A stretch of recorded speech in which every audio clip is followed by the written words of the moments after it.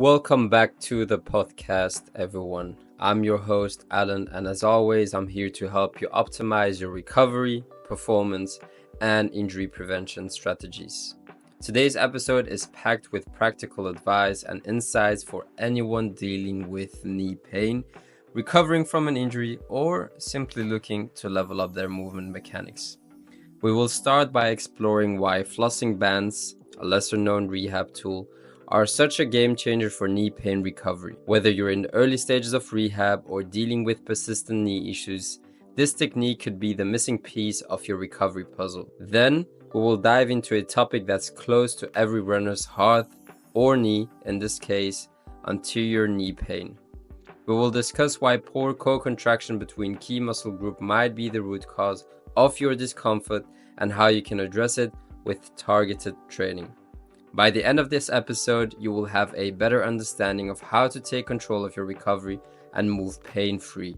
So grab a coffee, water, or whatever fuels you, and let's get started. Let's kick things off with a simple yet powerful technique that can dramatically improve your knee pain recovery: flossing bands. If you've never heard of this method, you're not alone. It's an underutilized but highly effective tool in the rehab world. When you experience knee pain, your brain's connection to the quadriceps and surrounding muscles can weaken, a phenomenon known as arthrogenic muscle inhibition. It's like a safety mechanism your body puts in place to protect the joint, but it ends up slowing your recovery and making it harder to activate the muscles you need to stabilize for the knee. So how do you counteract this neuromuscular disconnection? That's where flossing bands comes in. So what are flossing bands and how do they actually work? You should know that flossing bands are essentially elastic compression bands that you wrap around a joint or muscle group. They provide external compression, which serves two primary purposes. The first one is stimulates the tissue without loading. In the early stages of rehab, heavy exercises might be off the table due to pain or limited mobility. Flossing allows you to safely stress the tissues without adding load. This gentle stimulation helps wake up the muscles, reconnecting them with your brain. Secondly, it improves blood flow and tissue quality. Compression from the band enhances circulation, which brings oxygen and nutrients to the area while flushing out waste products. This process promotes healing, reduces stiffness, and helps the tissue regain its elasticity and strength. Think of it as hitting the reset button for your knee. So how to use flossing in rehab? Here is a step-by-step guide to incorporate flossing into your routine. Step 1. Wrap the band. So start just above or below the knee and wrap the flossing band snugly. It should feel tight but not uncomfortable.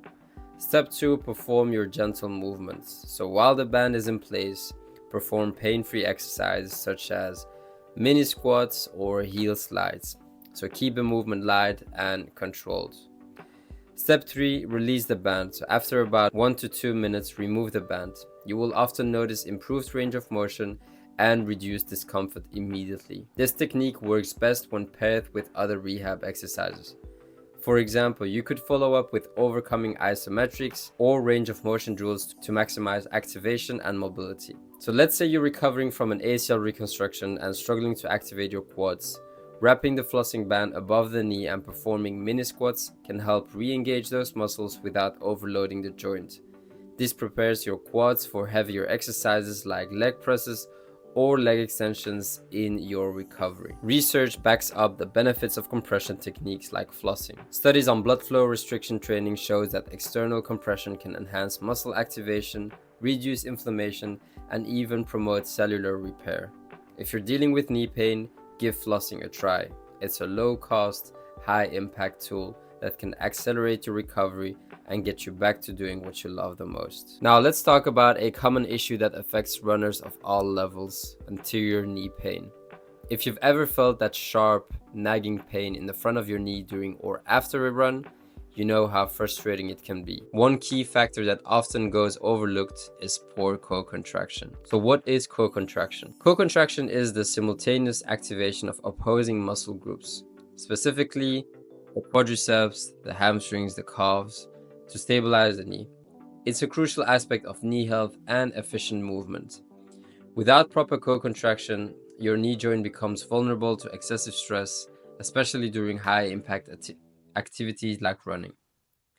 So when co-contraction isn't working as it should, two main problems arise.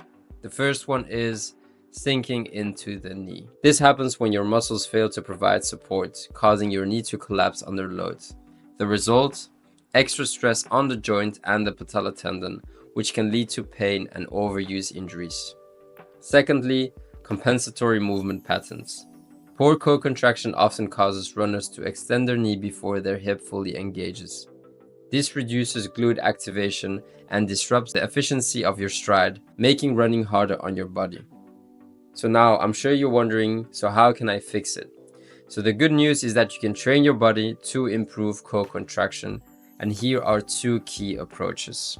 The first one is by using isometric holds. So isometric exercises are excellent for building co-contraction because they force the quads and hamstrings to work together in a static position. When you go on my page on Instagram, you see me use, for example, the single leg bridge or a lunge hold where I just slightly elevate my heel off the ground.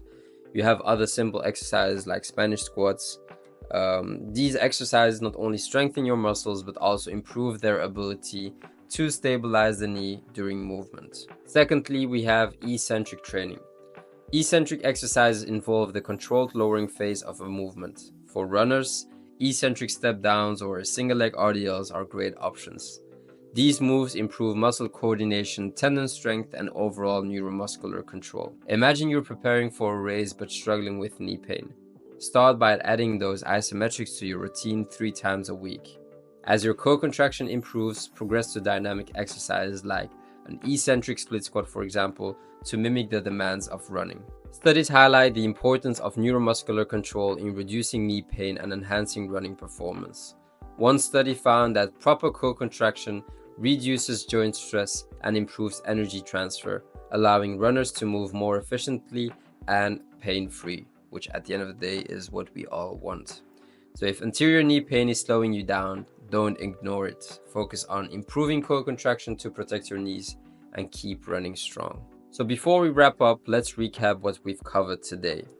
First, we talked about flossing bands and their incredible ability to accelerate knee pain recovery by reactivating the brain-muscle connection and improving tissue quality. Then we dove into anterior knee pain in runners, highlighting the importance of co-contraction and how to improve it with targeted exercises like isometrics or eccentrics. Remember, recovery and performance go hand in hand. By understanding how your body works and addressing underlying issues, you can move better, feel stronger, and avoid setbacks. So if you found today's episode helpful, don't forget to share it with someone who might benefit. And as always, if you have questions or topics you would like me to cover, reach out. I would love to hear from you. Thanks for tuning in, and until next time, stay consistent, stay curious, and keep chasing those dreams.